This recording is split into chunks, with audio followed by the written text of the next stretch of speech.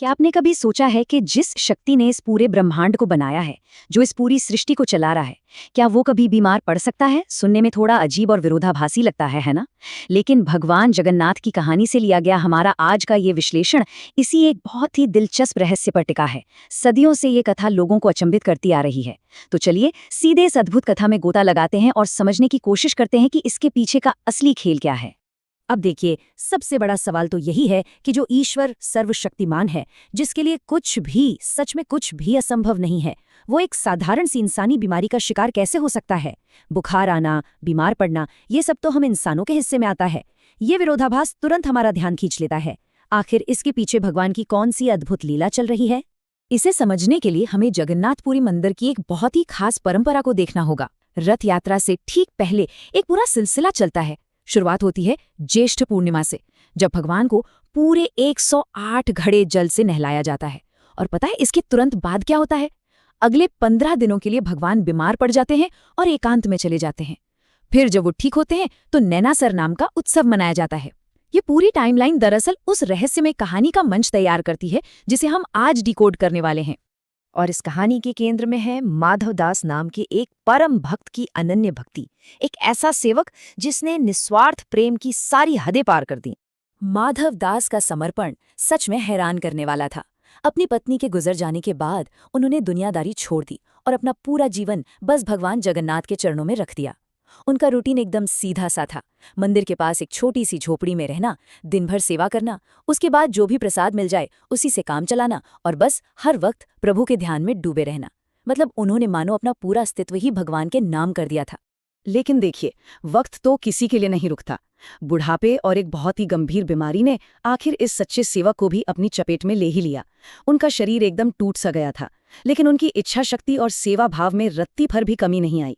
आसपास के लोगों ने बहुत समझाया कि उम्र हो गई है, बीमार हो, अब तो थोड़ा आराम कर लो। लेकिन माधवदास ने किसी की एक न सुनी। वैद्य के पास जाने या कोई भी दवा लेने से उन्होंने साफ मना कर दिया।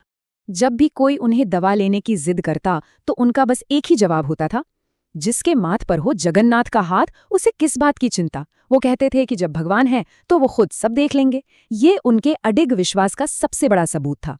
इसी अटूट आस्था के चलते उन्होंने कोई भी सांसारिक इलाज लेने से मना कर दिया। पर शरीर तो आखिरकार शरीर ही है ना। एक दिन वो इतने कमजोर हो गए कि अपनी उसी छोटी सी कुटिया में बेहोश होकर गिर पड़े। और यहीं से शुरू होता है कहानी का वो हिस्सा जहां खुद भगवान अपने भक्त के सेवक बन जाते हैं। अब यहाँ ध्यान देने वाली बात यह है कि भगवान ने कोई हवा में हाथ घुमाकर जादू या चमत्कार नहीं किया। बिल्कुल नहीं। उन्होंने एक बहुत ही साधारण इंसान का रूप लिया, माधवदास को जमीन से उठाकर चारपाई पर लिटाया और एकदम एक माँ की तरह उनकी देखभाल करने लगे। बुखार उतारने के लिए उनके माथे पर ठंडे पानी की पट्टियां रखीं और अपने ही हाथों से उन्हें गरम गरम काढ़ा पिलाया। ये बहुत ही आम लेकिन गहराई से छू लेने वाले इंसानी काम हैं, जो बताते हैं कि भगवान अपने भक्त के लिए किस हद तक नीचे उतर सकते हैं। कुछ देर बाद जब धीरे धीरे माधवदास को होश आया और उन्होंने अपनी आंखें खोलीं, तो ये कहानी अपने सबसे भावुक मोड़ पर आ जाती है। माधवदास ने तुरंत अपने उस देखभाल करने वाले को पहचान लिया। जैसे ही उन्हें यह एहसास हुआ कि साक्षात श्री हरि खुद उनकी सेवा कर रहे हैं, वो फूट फूट कर रोने लगे।